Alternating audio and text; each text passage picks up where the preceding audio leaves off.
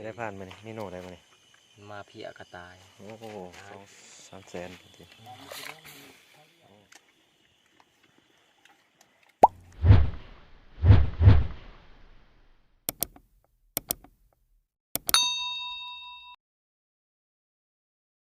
วันนี้ก็ถือว่ามันตะยามแยงเนาะมาอยู่ได้2 โตกัน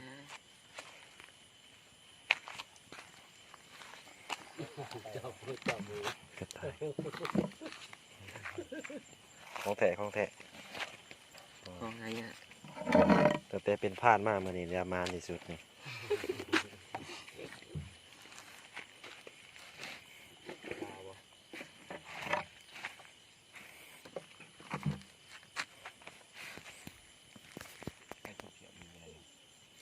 เขาว่าให้เก็บมานำเจ้าบ่เก็บจะได้ผ่านมาเนี่ยนี่โน่ได้มาเนี่ยมาเพียกระต่ายโอ้โหให้สัมผัสเบิ่งไปเอามาจากไหนเนี่ยสอบกระต่าย2 โตเนี่ย โอ้ยใส่นั่นเอาฮะยังวะ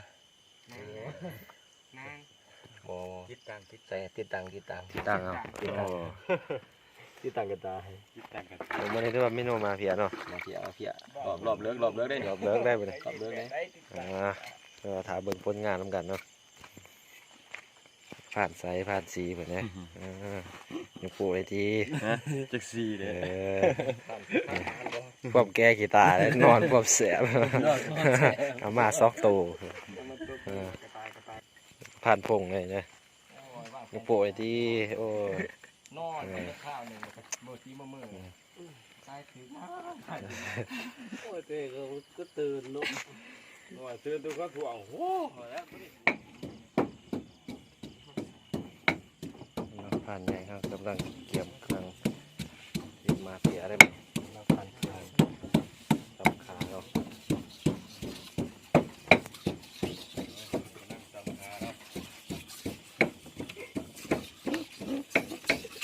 เกิดมาคั่วเนาะ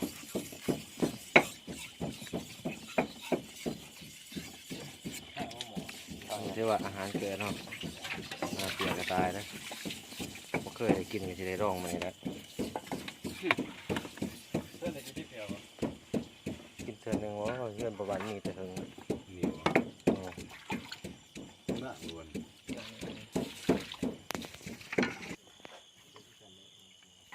รูประเบิด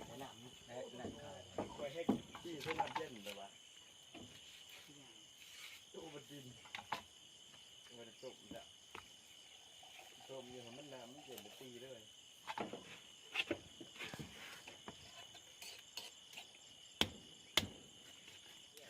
ปลาเนี่ยก็ได้แล้วตีเลยเนี่ยขาดผมต้องวัดตัวเนี่ย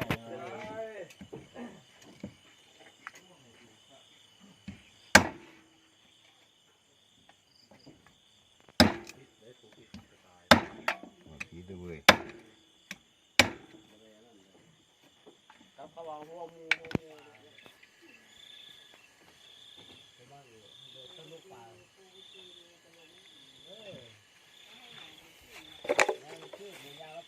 น้ำถึงบนฮะโอ้ยพอดีแล้วโอ้ไปแถวไหนน้ำหมด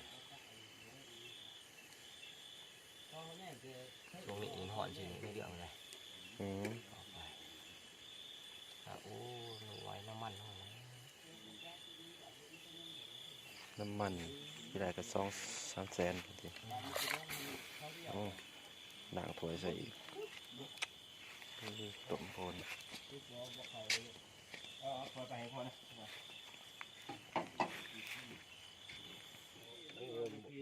โอเคไปมันเย็นน้ำปลาโอ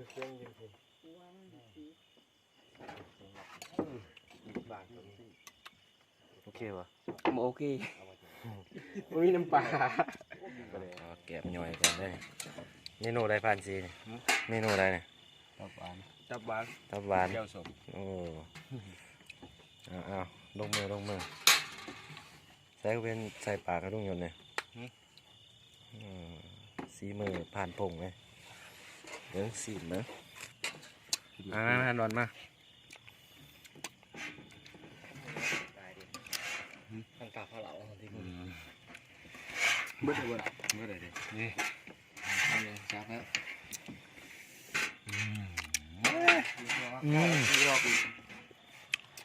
สมนกสมธนัท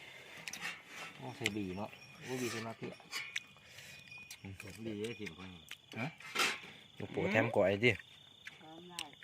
แค่มาติดร่างคอจะน้อยทางเบียร์เว้ย นี่ถ้าว่าแกมย่อยก่อนเนาะยังอีกเมนูเด็ดนะมาเพียตอนเด็กๆว่าต้มโพนบ่มาเพียบ่ไปซะ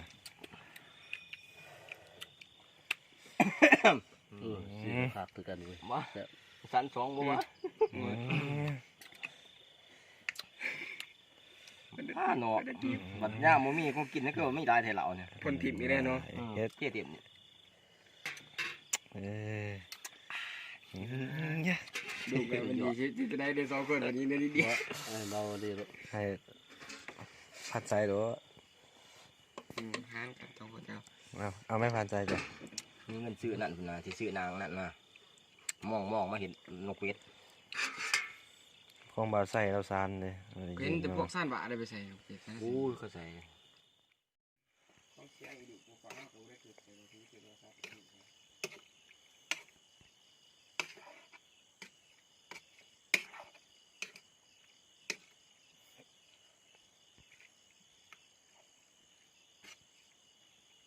หนวดหรือบ่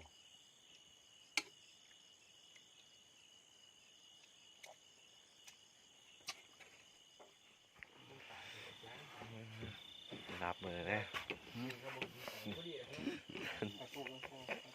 นะ ตั้งคงแบบยัง6 โมงแรกเปิดโด วันนี้ก็เปิดที่ร้าน6 โมง เต็มที่เลยเนาะ 6 โมงเสาร์ปี ข้างล่างจัดหนักเลยไหม มันไม่มีหมู มาเพียต้มโพน ตั้งแต่จับมือเป็นพลาดมานี่ได้ขังไง ซึกไง เชือกใหญ่ เขาโหแซ่ๆอยู่เพิ่นยังคือคักอยู่มึงจักสิรู้ง่วงอยู่ ว่าสิ สี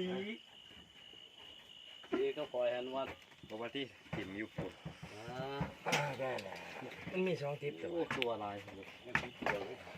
ที่ใหญ่2 อันจังหวะ บอกว่าทิมหน่อยข่อยนะ สีขาวห้า อ๋อจบได้งานกันนี่ที่ประมาณเนาะ มัน มาเพียกระต่ายมาเด้อผ่านอ่อนเด้อ อ่อนนี่บ่เขาโต๊ะเอาไหน มันมีเขาหอดเย็นไปแดด ไว้นี่แล้วตอนนี้ ตอนนี้มันจะแจงลงไป สามโตมันมา มีเชิงชื่อ โอ้จบได้มาเสียดายแต่นางมันไข่เนาะ น้ำมันไข่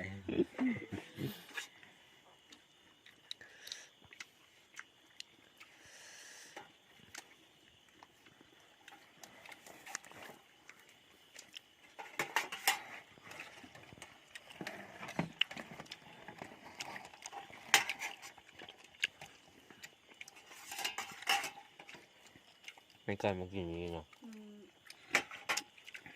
กินแล้วเสือ ไปเห็นเขายังเคยกินมากินเราหนีเลยล่องเลย ไม่ลอง ไม่ได้กินกระเทียม